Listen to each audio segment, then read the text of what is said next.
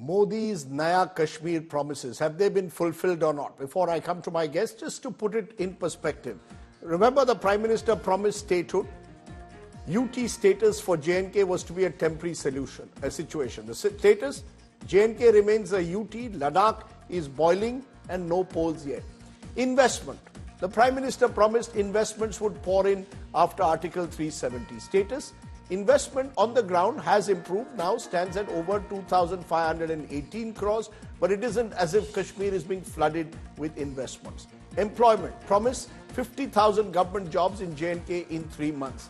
So far, 31,830 vacancies filled in the government sector. Restoring normalcy, promise peace and normalcy will be restored in the valley. Terror attacks have certainly declined, but targeted killings have increased. Make Jammu and Kashmir a film industry and entertainment hub. Establish J&K as a film shooting destination. Status, movie halls have opened and 300 films have been shot in Jammu and Kashmir in this period. So, kabhi khushi, kabhi gum, you could say. Some things have worked, some things have not. Joining me now, Niloofar Masood, she's a leader of the National Conference, and Ajay Churungu, he's Chairman Panun Kashmir. Appreciate both of you joining us. Niloofar, to you first. How will you accept that some of the Prime Minister's promises have been fulfilled, especially when it comes to terror attacks being in decline? Tourism has increased substantially. Would you agree that some promises have been fulfilled? I think major of the promises which were made on the floor of the parliament on the 5th August 2019 that have not been fulfilled. In fact, we were expecting something huge will come out today, and there will be big announcement with respect to restoration of the statehood, and maybe the Prime Minister will also announce that there will be restoration of the democracy before in September, as has been laid down by the Honorable Supreme Court. But nothing, we could find nothing on the ground. We have no job security here. You know that the unemployment rate in Jammu and Kashmir at the present time between 15 to 29 age group is 18.3%. So this is the highest one. And we have not heard anything from Prime Minister's mouth coming out that they will be having some job policies for this unemployed youth. Besides this, we haven't heard anything about phase-wise return of the Kashmiri Pandits. Neither the regularization of the daily wagers, other employees, contractuals who had been in fact dragged to attend this not public rally in fact, but the employees rally, I'll call it, because for the reason employees were dragged from border areas to attend this. It was all show managed by the administration, respective district administrations. Okay, so you're saying that you will of course say, you're a leader of the National Conference, there are more misses than hits. But I want to take that last point. Ajay Churungu, Chairman Panun Kashmir, the point that was just made that Kashmiri Pandits, their return to the valley, this has been the big claim that the BJP has always made, that we will bring peace and normalcy and ensure conditions are ripe for Kashmiri Pandits to return. How do you see that commitment which was made 5 years ago? Is it fair to judge the Prime Minister on that? Because 5 years, many will say, is not enough time given you've had 30 years of insurgency?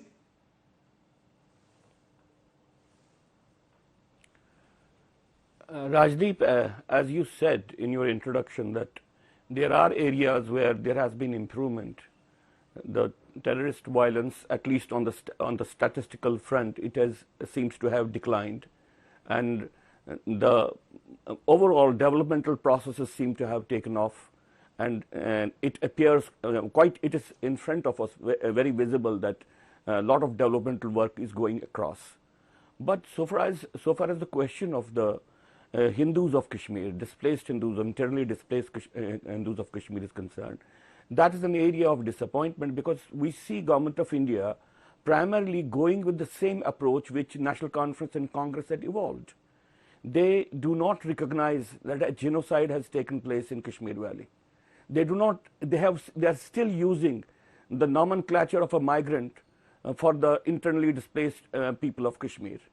They do not recognize the fact that even during the BJP's rule in J&K, erstwhile state and now union territory, the 2 times complete religious cleansing of the few thousand Hindus living in Kashmir has been accomplished. And we see that still the targeted killing of Hindus is not being analyzed in the framework in which it should have been analyzed. We see a constant process of denial of genocide and the consolidation of the genocide of the Hindus of Kashmir.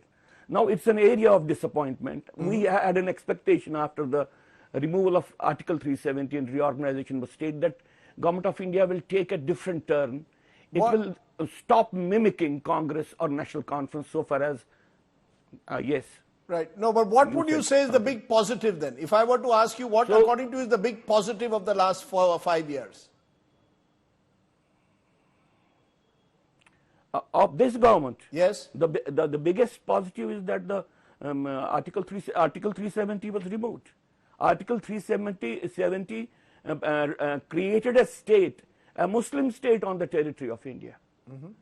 It was a colonial stranglehold. It was an imperialistic stranglehold. They did it. It was a phenomenal step which the government took.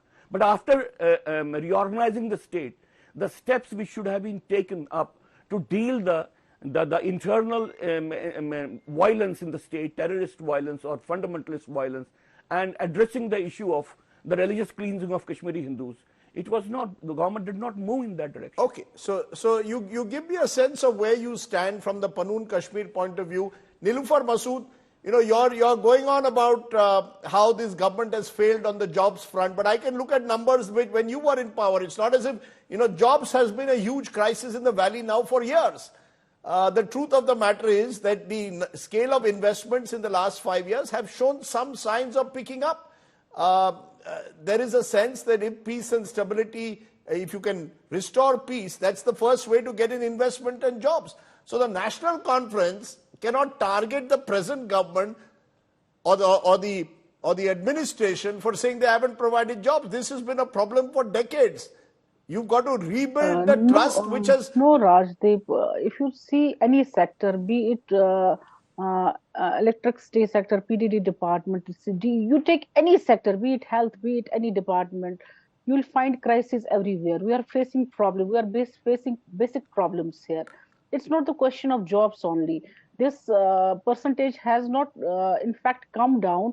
If you go through the percentage when it was in the year 2014, when it was our government, it was not, it had never touched 18% or above. It was never in double figure, in fact. But the point is that we had been promised it on 5th August 2019 that we'll be having a private sector also. Everything will be fine within a period of 6 months. Now, 5 years have already passed, and we haven't seen any foreign investment. You have seen that last year youth were on the ground. They were in fact demonstrating because of the reason they wanted that all the vacant posts they should be fulfilled, or either the exams they have sat in, the results were off and on said that this is to be cancelled because of the reason there is corruption. On one way, you are saying that previous governments, they have been responsible for the corruption. They have been responsible all the mess.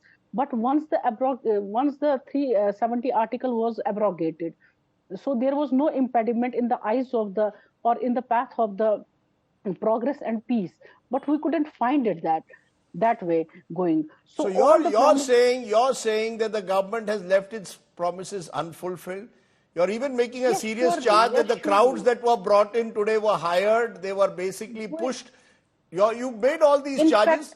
These are serious charges, but Rome is not built in a day. They were dragged, in fact. Sure, ma'am, but I will only say this, just as Rome is not built in a day, Naya Kashmir cannot be built in a day. Let's be very clear, there are no magic bullets and magic solutions that are available, but clearly for now... But there can be basic, we can say, restoration of the rights, in fact. That is not there. That's a point. Do you believe that Ajay Chungru, do you believe that the rights of the people of Jammu and Kashmir, and I here refer both to the valley and to Jammu and indeed Ladakh, which is restive, their rights have not been given back to them, that unless you have free, fair elections, a state government of your own, restore statehood, that sense of self-respect will not come back. It's one thing abrogating Article 370. It's another thing restoring statehood.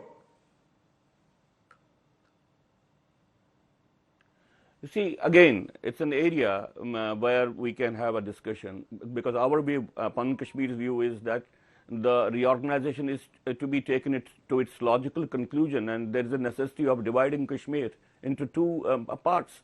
And in one of the part, the Hindus have to be settled, the Hindus which were displaced. But if I don't talk about that, I talk about the present situation in a state where the religious cleansing has taken place, and the rights of a minority has been, a religious group has been totally destroyed. How could you restore the rights when there is not a political consensus that this process has to be reversed? How could you keep, how could the Hindus of Kashmir vote in, from exile through postal ballot, and you say that the democracy has been restored?